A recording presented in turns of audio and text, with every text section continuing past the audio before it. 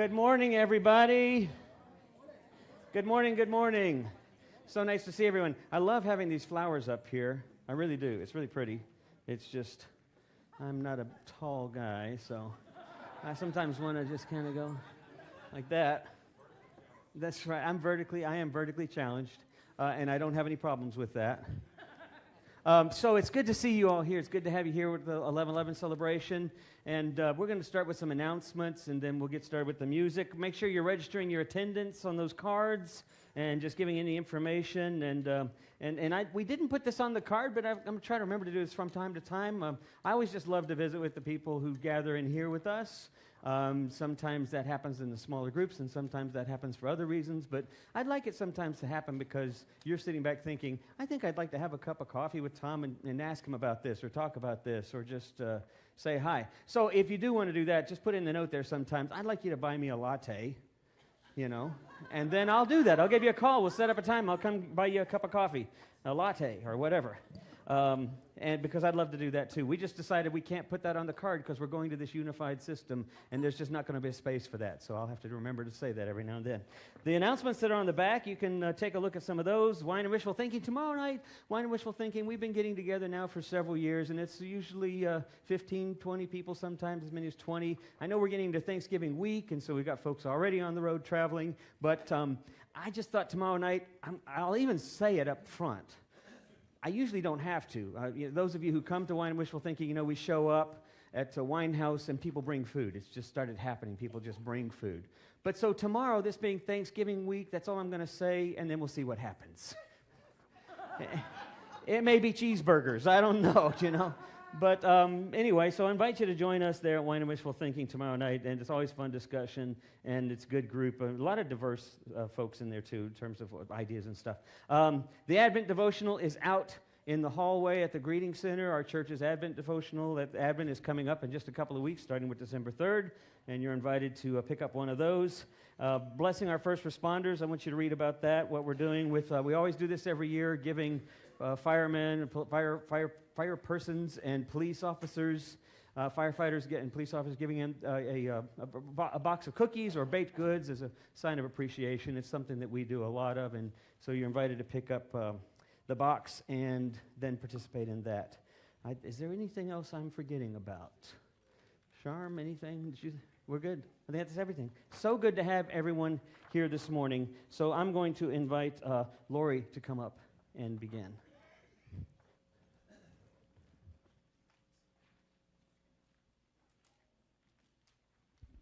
Good morning. The welcome candle is lit. Please join me in reading and welcoming each other. Come, come, whoever you are, wanderer, worshiper, lover of leaving. It doesn't matter. Ours is not a caravan of despair. Come, even if you have broken your vows 1,000 times. Come yet again.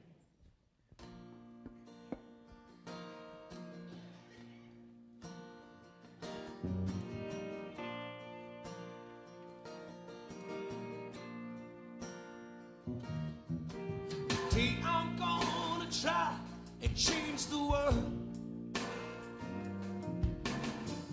Gonna take it one day at a time. I made my resolution. I've opened up my eyes. Today I'm going to try and change the world.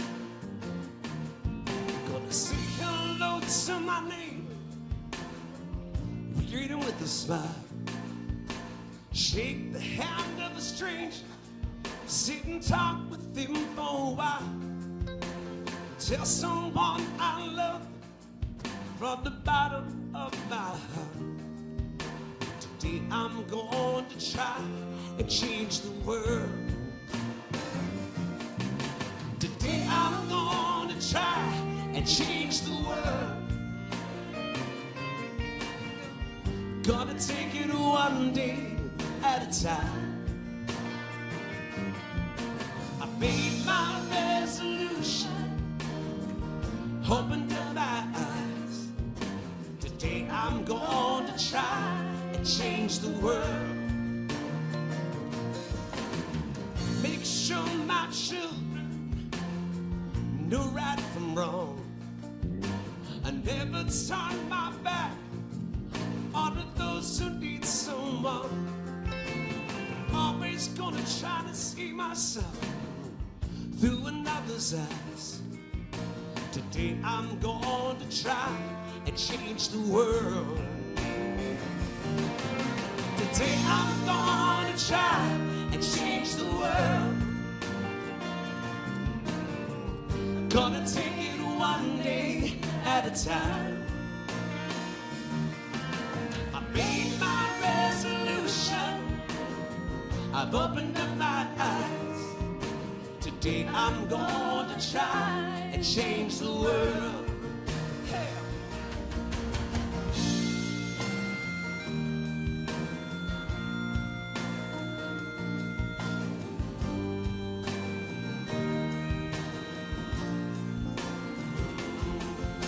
I made my resolution. I've opened up my eyes. Today I'm going to try. Today I'm going to try and change the world.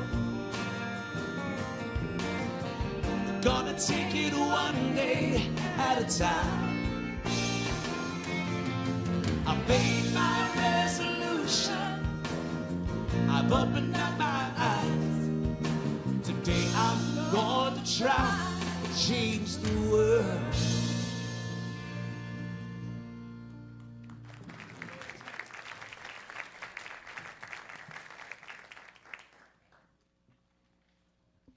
Will you pray with me?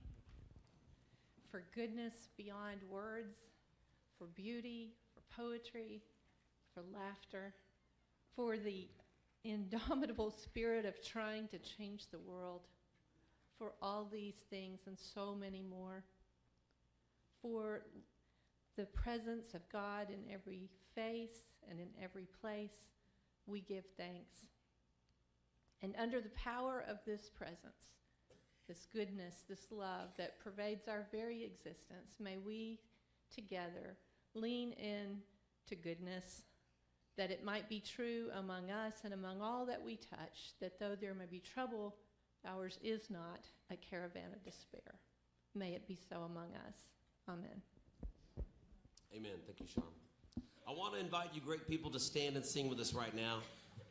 And we're trying, this is a new song for us. I don't think we've ever sung it in here, but it's definitely like an old, awesome hymn that maybe you guys are familiar with. So let's give this a go, huh?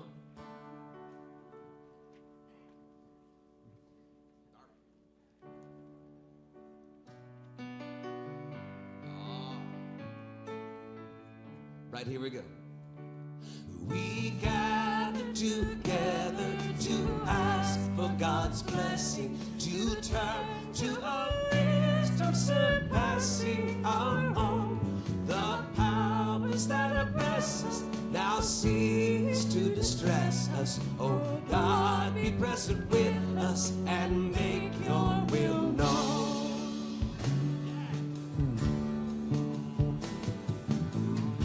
Verse 2, here we go. Beside us to guide us, our God, we perceive you, ordaining, maintaining the power of life.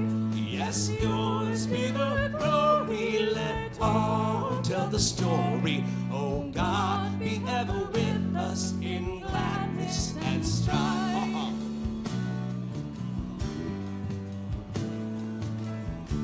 First verse, one more time. We gather together to ask for God's blessing, to turn to a wisdom surpassing our own. The powers that oppress us now cease to distress us. Oh God, be present with us and make your will known.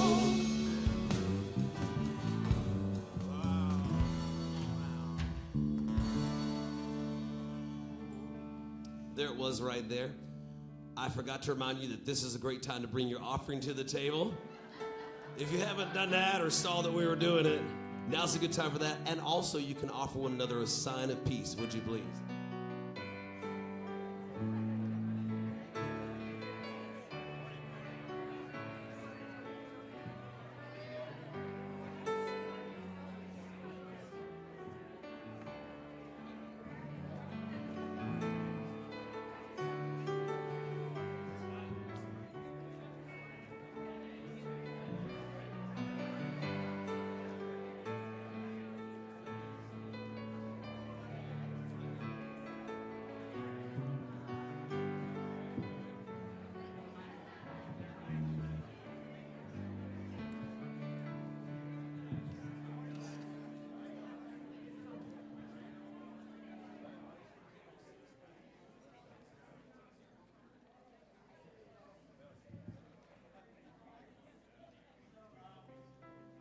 Austin. There we go. Yeah. So I'm going to do something really quick here because it's not on the agenda. But I just want to tell a short little quick story that kind of put in the back of your brain while we're doing the rest of the service and as we get to the message.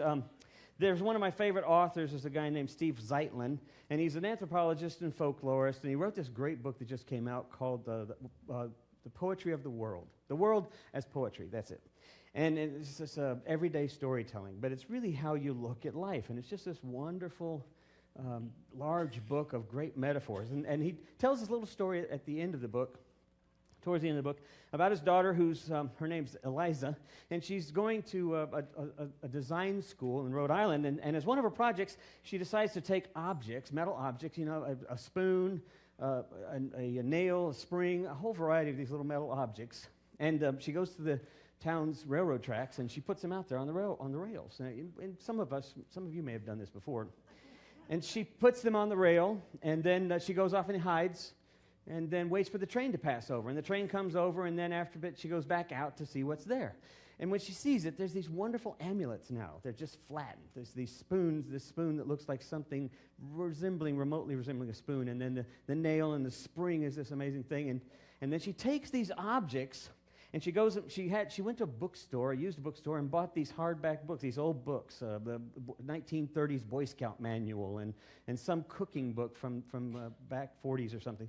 And then she opens them up. She cuts out the design of these objects, and she embeds them in sections of the pages. So they take up several pages at a time, and she just kind of creates this unusual thing. And then it's adhesive, use adhesive. She sort of fixes this piece of artwork, takes it to her mom and dad. They live in the general areas of the college, and her dad, Steve, is amazed. He said, "Oh my gosh, this is just amazing. This is a wonderful piece of artwork." He said, "You could sell these. These would be these wonderful sort of pieces of artwork that people would love to have, a conversation piece and stuff. This would be amazing. Think of how easy you could make these." And she smiled and she says, "Well, that's not my interest at all." She said, "I'm going to take these books and I'm going to put them back at the used bookstore. And then I'm going down to the law library because there's this cafe there and they have all these books there, and I'm just going to put it on the shelf. I don't know if anybody will ever pull it off the shelf." She said, "But then imagine what it'd be like when they do pull it off the shelf and they open it up."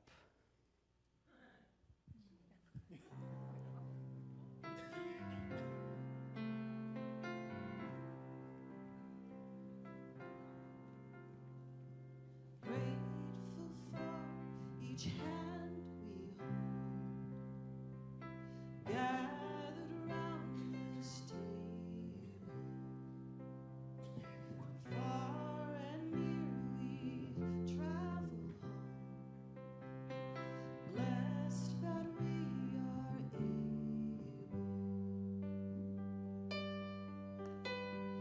and grateful for this sheltered place.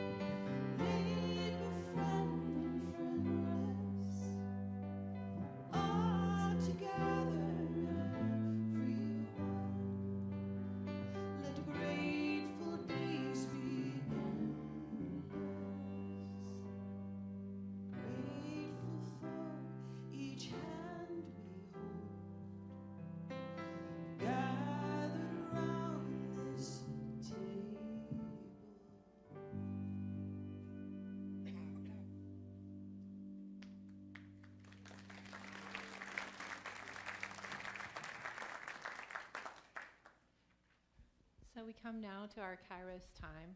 For those of you visiting us, this is a quiet time for us. We stop between what we've just experienced and what will come next, and we just focus on being here and on breathing together. So I invite you to close your eyes if that's comfortable. Get really comfortable in your chair and begin to pay attention to your breathing. Shoulders over hips, so there's plenty of room for air to pass through your lungs.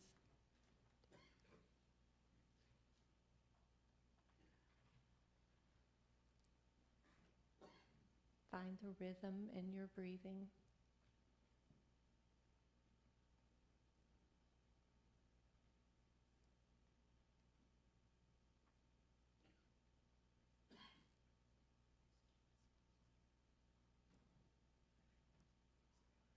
Know for sure that the person next to you and around the room shares this life breath.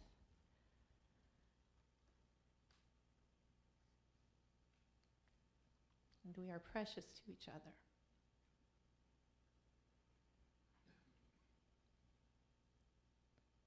And while you're still, maybe think about this. Still with your steady breathing. Think about the people in this room whose stories you think you know. What would it be like to learn more about their story? What would that be like? Wouldn't it be great if their story was a lot like yours? And wouldn't it be great if their story was really different from yours?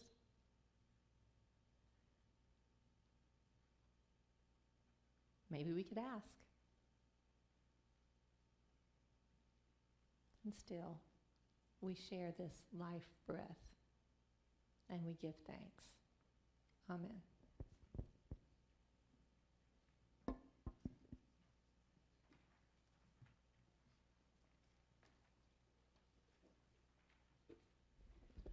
A reading from Genesis. All people on the earth had one language and the same words.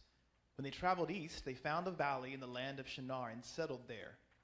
They said to each other, "Let's make bricks to withstand the winds of change."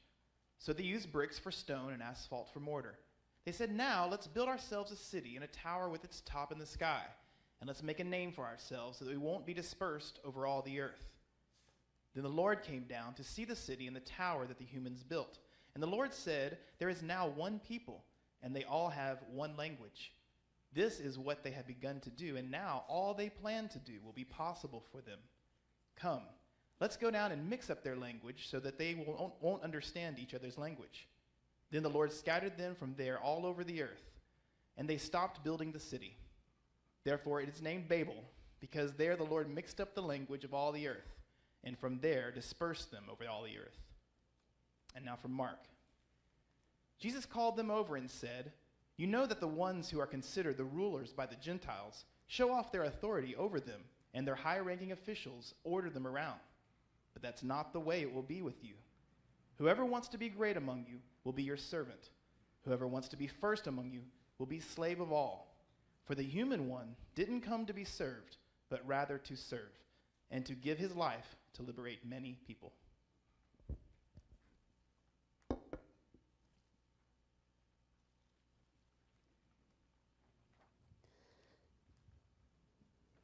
So, how many of you know this story? Just out of curiosity, because it's being a storyteller, I love to know how many grew up with these different stories. But how many of you have heard of a story called Stone Soup? Oh, okay. Most of you know this story, the story of Stone Soup. The basic gist of the story is sometimes it's one fellow, sometimes it's two fellows. And in the version that I like, it's two guys walking into a village, and they're hungry. They've been traveling for a long time, and in some stories, it's that they've finished fighting in an army, and they're just now, the war is over, and now they're just wandering from village to village looking for work. But in a lot of these stories, it's just two people wander into a village. And they walk up to these houses in this village and are looking for food. And so they begin knocking on the doors, looking for something to eat. And one by one, the folks don't have anything. They say, "We don't have anything at all." I was reminded the other day as I was kind of rethinking and reading over what I thought about this sermon, and then I remembered we do something with our neighborhoods now. I don't know if you have the neighborhood app that's called Nextdoor. Do some of y'all have that app? Nextdoor neighborhood app, and it's really helpful. It's interesting, but it's also kind of feeds into a lot of what goes on in our culture, a lot of this anxiety and a lot of this fear and such. And I thought about if it were today, what would be happening. This is what would happen. They'd come to the door and they'd somebody would come to the door and knock on the door, and then all of a sudden everybody on the app would look down and they'd see this thing that came up and it would say, "Someone's knocking at my door." Because they do that. They do that. And then text will come back and say, "Well, who was it? Or who is it?" And they'll say, "Well, I'm not opening it up, but it doesn't look like somebody I know. I don't know what they want." And then somebody will come back on the app and, "Well, maybe you better ask them." They look suspicious. And this kind of stuff happens, right? Or they'll say, "Somebody was walking down the sidewalk. I haven't ever seen them before, just letting you know." There's this anxiety. And it's this anxiety we live with now. I told you before last week, this anxiety is so pronounced in our culture. And I blame media, but I also blame ourselves. I also blame us for just letting things get to us that way. And it's natural. It's where our brains are. We've got these primitive lizard brains in our back of our minds that are still oriented around fear and flight, and you're not my people, and they're my people, and I can't trust you. And so I understand that. I get this. But it's still I get to thinking about this app and how these things go around. And I told you last week, we're going to Germany. Some of the family are going to Germany to see my kids over in Germany. And we'll be over there during the Christmas holiday season and stuff. And the Christmas markets will be up. And I remember telling somebody from Germany that I was going to go see this. And then some of these folks that I've told this, it's not just that, it's been a lot of people that have told me this. I said, "I'm going to go see Christmas markets." And their first response is, "Don't get run over." Right? It's like saying, "I'm going to go to Las Vegas. Don't get shot." And but these anxieties, we live with these fears. They're a part of our makeup. They become how we define our reality.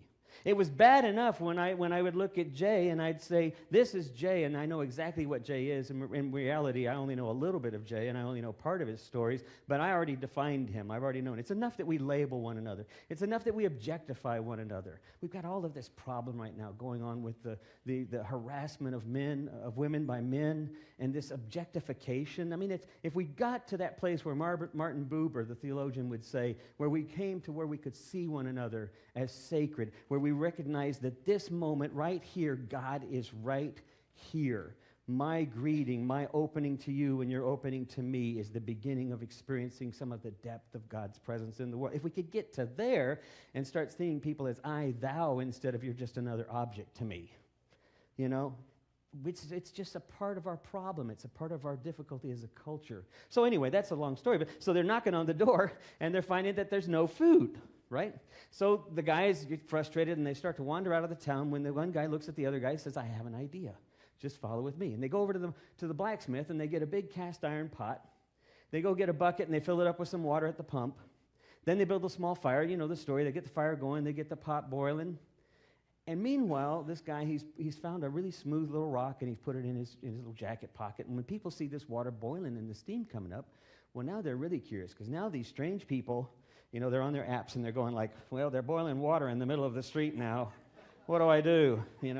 And so they start to poke their head out, and they look, and they see this thing, and one or two of them come up, and they go, "What have you got going on here?" And the guy says, "Well, this is stone soup," and he puts out this really smooth stone, and he throws it in there. And they say, "Well, what did you do that for?" And he says, "Oh, this is amazing.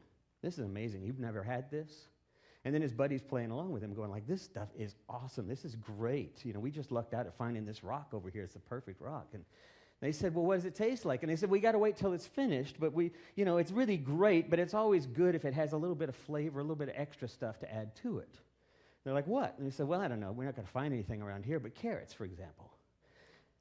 Well, one of the neighbors says, "Well, I guess I've got some carrots." And so they run off and they grab carrots. And And then they throw them in. And then another person comes out because they see one of their friends out there. And well, they haven't eaten them yet, so I suppose it's safe. I can go out there. So they go out there, and the same thing. It could be nice if we got the carrots, maybe we get some potatoes. And you know how the story goes. Little by little by little, they end up, everybody brings something that they've got, and they throw it in the pot, and you end up with this wonderful stone soup, right? And they all share in the community. They all participate in the meal, and it's a wonderful, positive experience. And as the guy's leaving, this friend looks at him and says, you know, you really pulled the wool over their eyes. I mean, that worked. We got food and everything. And he said, no. He said, that's not the point. He said, they didn't realize they have all the ingredients to create this soup. I just had to remind them. That's what's going on in this story. The Tower of Babel. We see it as something else. We've always seen it as something else. If you know the story, I always knew the story as something else. I always knew the story as God's judgment. Here they are trying to build a tower to God. Look at that. I need to stop them. Need to stop them before they figure out that they're going to be able to be as powerful as me. I got to stop them. And so we see that scattering as punishment. I remember a picture book that I had that was Bible stories, and it had the Tower of Babel in there as one of the picture stories, and it had this great image of God's hand coming in and flicking them off of the tower. I thought, this is so awesome. I mean, and so bad. You know, it's like, it's classic. We are teaching kids terror from the very beginning, right? Just flick them off there. So, but it was not about that. I was reading one of my favorite theologians and Old Testament professors or scholars, Walter Brueggemann, still around, still a great writer. And he has this thing that he talks about this story, and a lot of these stories we've always seen as retribution, as God's retributive justice. And our culture sort of bathes in retribution, right? Eye for an eye, violence for violence, protection. We get into these defensive stances. And we have this retributive orientation to life. He says that's not what this story is about. That's the problem. People see this story as being one of retributive justice. He said it's about distributive justice. He says it's about the fact that they've built this reality and surrounded themselves so they don't have to be in the world. And that misses the entire point of why you're here. In the very next story, after you go through a bunch of begats, in the very next story, God approaches Abram and says, I want you to be the leader of my people, and your family, your people will be blessed, and you will be blessed to be a blessing. You'll be blessed not so you can go off and build a city. I just flicked those people off the tower. That's not what that's about. You'll be blessed to be a blessing. It's about distributive justice. So I was wrestling with what this text means because, as you know me, I tend to like to see something a little bit different, a little scant about the Bible. I think the Bible stories are profound. I think somebody said to me the other day, we were talking about, well, is this a literal story? Did it really happen? And I'm like, does it matter if it happened? Is it important to you that it happened? And they said, well, yeah. And I said, well, okay, then it happened. It didn't. For me, it didn't, because it doesn't matter. Because if you tell me your story, when I truly listen to your story, I'm changed. If I truly listen to that story. When I tell you my story, if you truly allow me to tell my story, I'm changed. Stories are profound truths. The biblical stories are profound truths, not because they're historical or scientific, it's because they're story. And they're stories that have been generated and regenerated and retold and rethought through and refigured out and restruggled with over thousands of years. They're powerful, the same way the stone soup just moves you one way or the other. It's just a story. No, it's a story. So I've been wrestling with this thing, and I couldn't go to sleep. Now, I tack this up to being 60, maybe, because I wasn't feeling particularly anxious, but I did one of those deals where, I got myself rested up. I did all this stuff to get prepared for sleep. I laid my head down. It was about 11:30 at night, and I could not sleep. And my sons were like, well, Dad, when you get in that dark place and you start thinking about death, and and I'm looking at my son going like, Tim, do we need to talk? Maybe we need to talk about this, And he's saying, was it that? And I said, no, it wasn't that. No. I said, I just could not sleep, and that just got me more frustrated because I know how important my sleep is. And then I fell asleep for about an hour, and I had this dream. And it troubled me. I couldn't figure out what this dream was about. And I don't typically want to share dreams because I think that's a little weird, and that kind of gives you a little bit of my unconscious, and now you can kind of go play with that if you want to. But I dreamt that I was with a few people in here. Sharon was in there. There's several others that are in here. You're part of my peeps, so to speak. And so, you were there. And I was going to go to a play. We were going to go see a play, which was kind of interesting because I'd recently seen a play. And as I mentioned, Jakey was in a play this past couple of weekends, and some of y'all saw that. And so all this is just filtering through the brain, right? That's how it works. And so, but we're supposed to be there on time. And we're running late because I usually am running late. And usually Linda's reminding me that I'm running late, and so we don't want to miss the opening of the play. And so we've got all these folks that are friends that are in different parts of this play, and as I get to the theater, I'm expecting to see them there. And the lobby's empty, and I'm thinking, oh my gosh, we're late. I hate being late now because now it exposes me. Well, it just turned out that's what was happening because as I got to the curtain to go in, I didn't have my pants on, right? So that's the exposure, right? That's the whole exposure thing going on. But I kind of have lucid dreaming, so I sort of correct dreams. I self-correct them. So I looked off to my left. There's my pants. Okay, right there. So I put on the pants, and I start to walk into the theater, right? Now, this was the weird thing. It's this beautiful, beautiful theater. It's like the Bass Hall. It's just gorgeous. But all these seats, there's this one section of seats that are right to the right of the curtain. And they're in this little pie-shaped V with like 2 seats at the front and then 3 seats and then more seats. Well, obviously, I'm also thinking about in here. I'm also thinking about this place. But as I look down, that's where a lot of the people I know are. And then a lot of people I don't know. And there's Linda. She's crawled over some people, literally, to get to the one seat that's available, right, in this little grouping. And then there's one more behind her, and she's going, come on, hurry up. They're starting. Get into place. And I'm stopping, and I'm looking around. I kind of sit down a little bit from where those seats are, and I look at the stage. I can't see anything. All I can see is the top of the floor and a little bit above the stage. And then I see the steps from the side, because that's where we're off. We're at the side. I said, I can't see anything over here. She says, you need to get in here. This is where we're all seated. And I looked at the big, beautiful section where there's all these other seats, and most of them are empty, but there's people sitting scattered. I don't know any of them. They're all strangers, but they're sitting there in this big open area. And I said, why are we sitting here? Why are we sitting here? It's open. The view is so much bigger. You can see more. And she kept saying, come over here. And I remember I looked at her and I said, why would I want to sit somewhere where I can only see so much, but I can't see much of anything, instead of sitting where I could see so much more? And then I woke up. And it seems clear now, right, from this passage. It seems clear now. But at the time, I kept thinking, why am I dreaming this? Because my immediate sense was I feel guilty because I'm always late everywhere. And so I was almost late there. And Linda's just kind of smiling as I share my dream with her. And I'm like, what? And she says, why would we be in this limited space of vision when we could be in a place of seeing so much more? And I'm like, what? And so she keeps pushing it, and I finally figure it out. And it occurred to me that, of course, that's what's going on. In this story, in this parable, if you will, in this story of Babel, it's this limited vision that we surround ourselves. We construct realities around ourselves that protect us. We align with certain orientations because they feel safe. Some of us are so defensive about, and I'm universal, some of us get so defensive about our stances that they literally protect our identity. They're like the very foundation we sit upon. And I want to say, yeah, I get it. I understand that's important, but it's such a bigger view. There's so much more. And yet we still struggle over that. In fact, that very struggle has become defined as our identity for many people.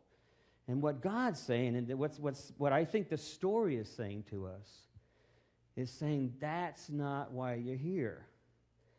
It's not God pronouncing a punishment, a judgment. It's God making an adjustment. It's God opening up things and saying, move out there. Scatter out there. It's a bigger view, and other people need to see it too. And that's really challenging for us. It's hard to do, for one thing, right? Like you're going to get together with different families, and some of you are going to have this issue come up. Like we don't have it so much at our family anymore. I think we've mastered it, you know. And Stan is now a part of our family, and Stan's my brother's partner. And when they come, it was always sort of like this. Oh my gosh, is it okay if I use you, Stan? I'm sorry. Some of you people know I'm not sure if I want to go to church. If he looks at me, I'm an illustration. But we love Stan. Stan has been such a godsend and gift to our family. But it was challenging at first because we have evangelicals and we have NRA card-carrying members and we have animal rights activists and we have, I've got a nephew who I love dearly and he's 6-foot giant plus, and he's in one of these anachronistic societies, right? So he's like in the Middle Ages thing, so he carries Middle Age weapons in his car. Middle Ages, he's like, and he's like, you want to come see him? I'm like, I don't think so. I don't want to give you any opportunity to open the trunk of your car, But he's very adamant about this kind of stuff. And don't talk about it. If you talk about it, it's like I read somewhere, I don't know if it was Jonathan Sachs or someone who said, when we talk from our positions of knowledge, it's like we're talking to a mirror. It's as if we think, I'm going to argue with you, but really I'm just going to be me. I'm just going to pronounce my stance as strong as I can, and boy, do I have it memorized. And you'll hear it. And you'll go, well, now that you told me that, of course I see your point of view, right? That's our problem. We argue as if we're talking to ourselves. And and others argue with us. That's not going to get anywhere. I could argue with my nephew till I'm blue in the face. That's not going to get anywhere. But something's changed with my family, and part of that is because we've stopped talking about certain things. And now we start talking about other things. Compassionate things, children, food-based things. But here's the thing. Those of us who realize what's going on and are committed to this are not trying to avoid the elephant in the living room. And that's a big challenge. When the guys walk into the village and they see nobody's going to feed them, the guy that starts the whole thing isn't sitting there going like, well, we got this major problem and I got to change these people's attitudes and they're all wrong. He suddenly just sees the gift of something special and begins to work with it. And sometimes people start seeing it too, and they begin to join in. And it has nothing to do with their fears. It has to do with what's special, with what's wonderful, with what's possible. It's like the wonder in the book that somebody's going to pull off the shelf. They'll open it up, and all of a sudden, they're going to see this thing. Who planted that? Why is that here? Nobody knows anymore. But it doesn't matter. Someone decided to plant a seed of wonder and joy and just see who picks it up. That wonderful parable in Matthew, the kingdom of heaven is like the guy wandering in the field stumbles on a treasure. That's what we try to do. That's what we're invited, not to get inside a village, not to build walls, not to build a tower, not to sort of surround ourselves, but to scatter out there. It's messy. But as Sharm was saying in her reflection, and as we've discovered, if you've ever done this, sitting with people and truly listening to people's stories, when you're listening for the story and not for, where does this match up with me? Or not for, where can I jump in now with my thoughts on this? But simply to suddenly realize, what can I receive here? So this Thanksgiving, and as we're sort of making our way through the end of this year, and as we make our way into the political realities of next year, and the divisiveness and the struggle that our church is dealing with, as we try to figure out human sexuality and where we are with that, this may be what we can begin to try to do, is to think in terms of how we look past what we see. How do we look past a person for who they always are to us? Don't see me as just a preacher. Don't see me as just a clergy person. See me as something else. What else am I? I don't know. You only get so much of me until you start asking. I only see so much of you until I start asking. Megan Phelps Roper, the daughter of the grandfather who founded Westboro Baptist Church. Y'all remember that church? They're radical protests. They've got a sign on the outside of their deal. It's as if they're saying, pretty much, you're not welcome here, period. It's going to take a lot for you to be invited in our community. So they got the thing that says, God hates America.com on their building. Megan Phelps is the granddaughter. She's been a part of this, and so she would go to these protests, and she did a wonderful interview on TED Talk once, and she said, I was doing these protests, and I was arguing our point, where this idea is drilled into us, this way of thinking is drilled into us, and I was arguing this point of view until after a while, I could no longer hear. There's other people right in my face. I have no idea what they're saying. She said, I could care less. I'm here to argue, and the interviewer was like, do you think they're going to change their mind? You think you're going to change their mind? And she stopped. That had never occurred to her. She said, I didn't never really think it was about changing their mind. I just kind of felt like it was about telling them they're wrong. And she said that kind of thinking got her wondering about all those people that are twittering her, or that she was reading Twitters, because they teach you that if you're going to know your enemy, you got to read their tweets. You got to read what they're saying. And it just was enough to begin to cause her to wonder what they were saying. So she got in these tweets, and it was a tweet war, of course, back and forth, back and forth. But after a while, she stopped arguing because she had this sense that they were asking her more questions. And that was opening up the door for conversation. And so she started doing the same thing, just asking more questions. And she said that through this process of simply being present to each other's Twitters, of listening to each other instead of arguing, she said, through this process, I began to realize something. I actually began to see myself more clearly. And they would admit that they began to see themselves more clearly. It's like that Sonova Clark I told you last week when she talked about how the KKK, Mr. Craig, how he gave up the KKK as a dragon. And when they asked him why, he said, because she just listened to me. He said, she just listened to me. And they asked her, why did you do this? And she says, I didn't try to change his mind. I just listened to him. How powerful a gift it is for us to stand in each other's presence and to listen deeply and to begin to allow each other to say and see who they really are and not as objects or definitions. That's the challenge I think we have always, no matter not just when we gather together, but this ability to look past one another and to see something else that's there. Now here's what's happened. Here's what happens. When we look past one another, when we look past the definitions we give each other, when we look past our fear, what we begin to see is divinity. What we begin to see is that we are all God's children. Amen.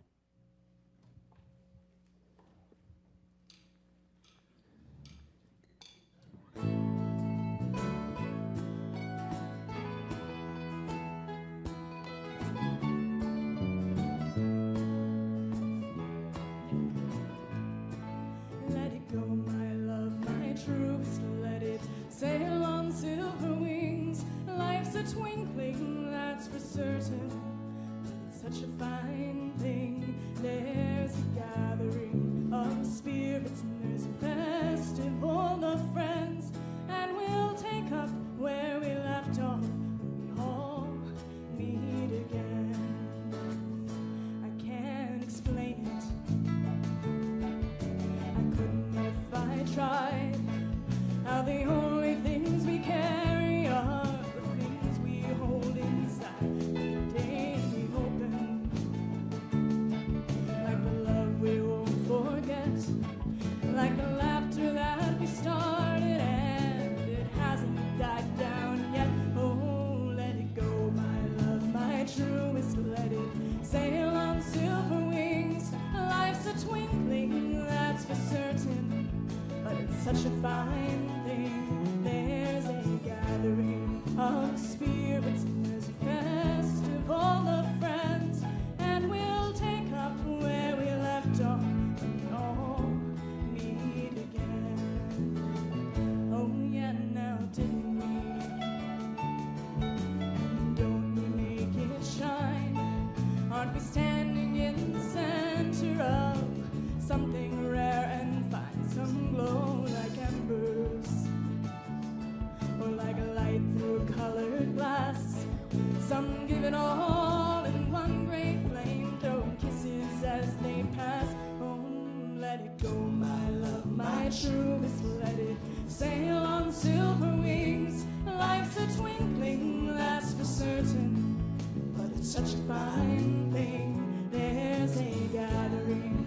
of spirits. There's a festival of friends, and we'll take up where we left off. We all meet again.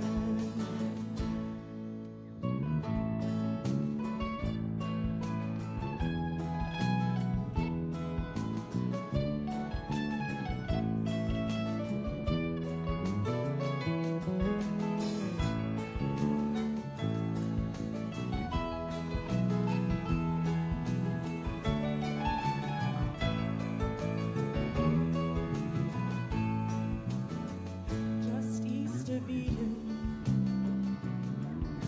there's heaven in our midst, and we're never really all that far from those we love and miss. Wade out in the water, there's a glory all around, and the wise say there's 1,000 ways to kneel and kiss the ground.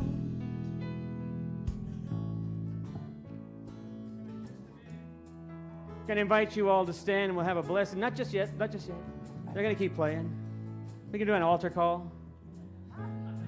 They'll keep playing as long as I want them to. No, just hold for just a second. You know, I was looking around and I told Bill Lanford once. Actually, we were in a class here together, and we were in a book group as well. Bill Lanford, some of you all know, and he's a former mayor over in Alta City. And I always laughed with him, and I said, he was talking about something in his opinion, and I looked at him and I said, you know, Bill, I don't have to see you as a mayor. I don't have to think of you as being a mayor. In fact, I'm going to see you as who you really are. And it was interesting because it sort of let down this shell. And I have that same feeling about the challenge it is for all of us to look at one another. I don't have to see you as a homeless person.